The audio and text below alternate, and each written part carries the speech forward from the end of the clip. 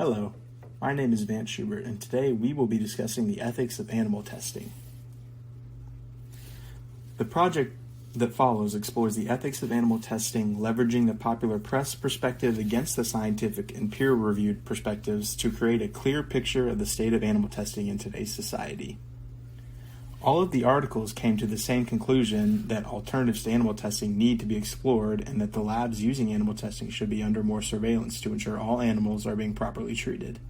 However, the articles differ in what aspects of ethics they focus on. The BBC Popular Press Perspective article focuses on the legal framework surrounding animal testing and a few possible alternatives.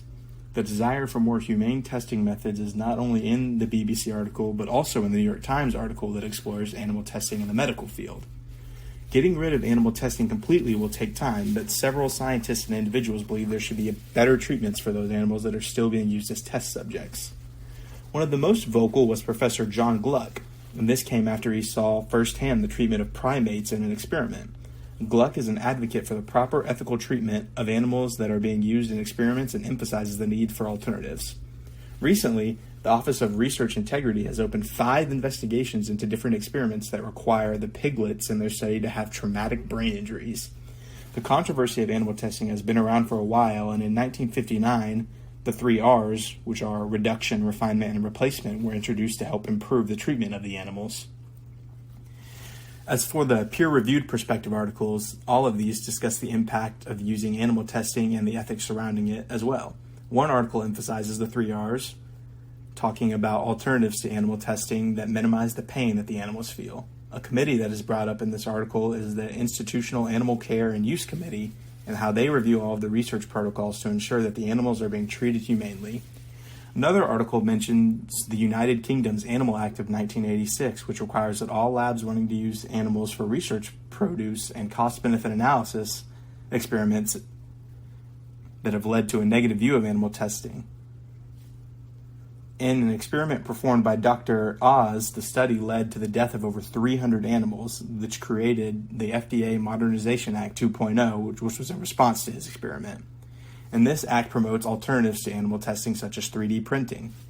Animal testing has always sparked debate, so in the future most are hoping for improvements. These improvements include using animals less in experiments and animals that are still being experimented on currently to be treated more humanely, and for the surveillance over these labs to be more strict.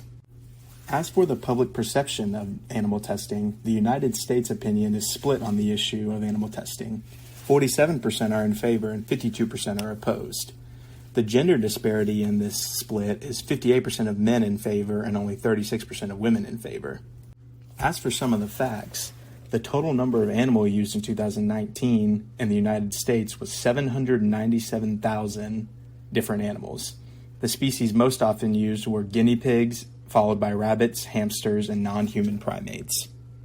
Some companies that are very big in animal testing are brands such as Johnson & Johnson and L'Oreal that utilize animal testing in product development.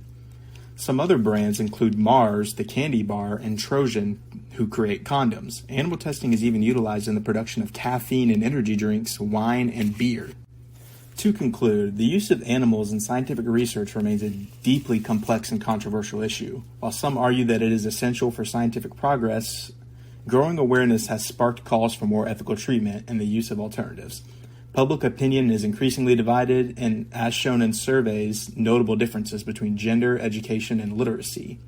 These findings highlight the need for stricter oversight and greater transparency, greater investment in alternatives, and broader public education on where and how animal testing is used. Thank you for listening.